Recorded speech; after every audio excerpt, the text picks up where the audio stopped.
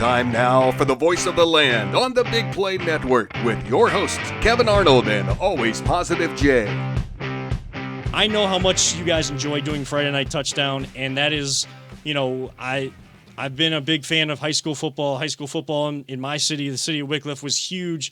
I would sit there and watch the games. I wasn't one of those kids just running around the stadiums and things like that. And then, of course, being a part of the band, like the first thing I did when I got home was turn on Friday Night Touchdown, not just for our game to see if we were on there, but to see all of the games, because it is a big high school football thing. And now being able to cover high school football games the way we do with our producer of this show, Peter Telich, and live stream games that came about during COVID, during 2020. Yeah. I just have to take this opportunity to say thank you to that, because you were a major influence in that.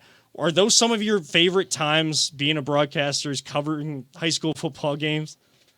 Without a doubt. And by the way, Wickliffe, I was just there today with my dog Scarlett. I got about 5 miles on the trails behind Wickliffe High, Pete's Pond there. Yep. Then we went up and did a whole bunch of laps on the track. I've got something coming up in about 9 days from now. But I love doing high school coverage. We did it earnestly way back in the mid 80s. Casey Coleman and I used to host a show that aired at noon on Sundays when we were CBS. And it ran for a half hour. It was all high school football, and it would be games from Friday night and also Saturday night, which meant Casey and I would be in the studio at 2 a.m. on Sunday morning, putting together the show that would air on tape at noon on Sunday. And that kind of set the stage for our emphasis on high school football way, way, way, way back when.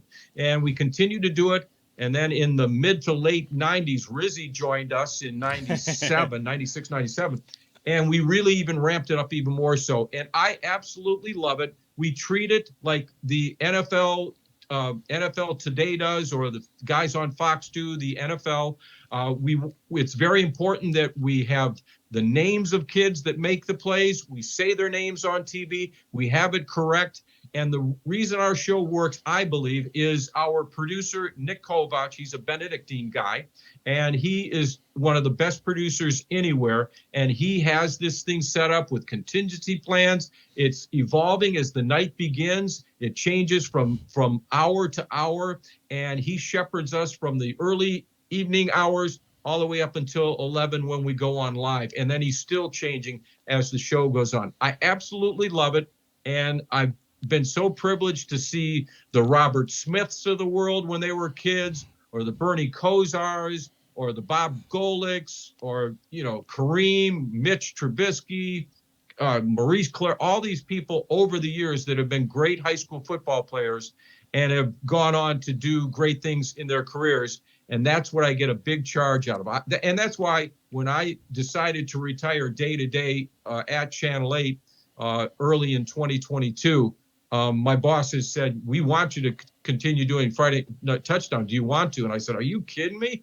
There's no way on earth that I'm going to stop doing Friday Night Touchdown. So I'll do that until they wheel me out of there. They'll probably wheeling me out of there about the same time they wheel Dan Coughlin, who will be about 95 when I'm like 80. So yeah, the commish. So I love it. Thanks for mentioning that. And I appreciate you saying that it goes back and resonates with you, because we absolutely love doing it, and the ratings reflect it. Everybody wants high school football, and they watch Friday Night Touchdown because they believe we do a real good job with it, and we'll continue to do that. Before we let you go, our friend and your friend, we'll call him Tony in Beechwood, wanted me to ask you, what is your all-time favorite Dick Goddard story?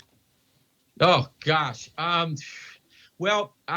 Dick Goddard, we were at the Tangiers back in the early 90s, I think. It had to be beyond 93 because Mike Fratello was part of this story. We went to dinner with my wife and I, Tim Taylor, his wife, Dick Goddard, and his girlfriend, and Wilma Smith was there, and her husband, and then Mike Fratello was there with a date, and Mike Fratello and Wilma Smith did a rendition of Sonny and Cher's "I Got You, Babe," which brought down the house.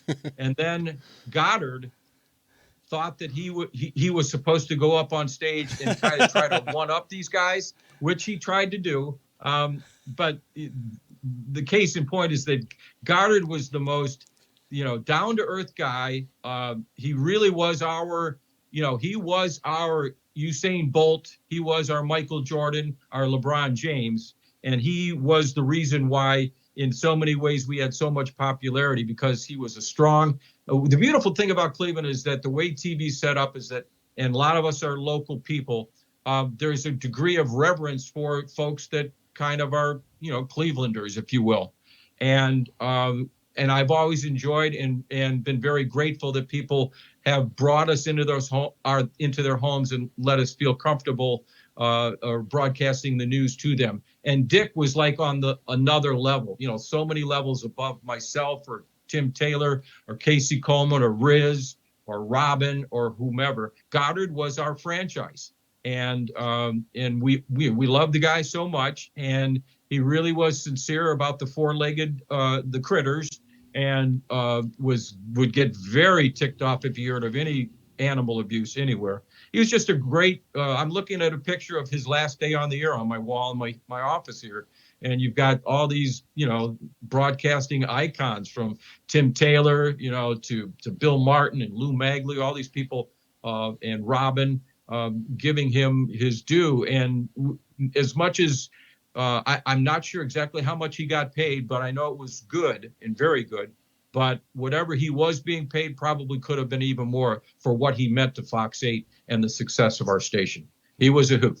He was. And an absolute and a legend. And one of the things that I connected with him so much on was his emphasis on the four-legged friends. Same. Because that's what my family's been all about. And again, growing up watching you guys on Fox 8, I think that was always one of those big things, one of those big segments for us to kind of tune into, hearing about the dogs that do get adopted and the next ones that are kind of available for people to go into a good home. So that and the Woolly Bear Festival and all of that kind of stuff has definitely been definitely a treat to at least see him. And of course we wish his family all the best, and a legend that was lost. But he sure was. He was the greatest. He's going to leave an indelible mark on Cleveland, that is for sure. And so will you, John. I just want you to know that. And we can't thank you enough for taking the time tonight. We went a little bit long, but this was an absolute treat. We hope to have you on the show again, and hope to talk to you down the line. And I'm sure I'll see you on some high school football sidelines as well. I look forward to that. Thanks very much, guys. And appreciate you guys, your efforts and getting your show out there, enjoying talking sports and just having a good time, man. Yep. That's what sports is all about. We can forget about our problems for a little while, enjoy conversation, and have a good time. So thanks for having me on. I really appreciate it.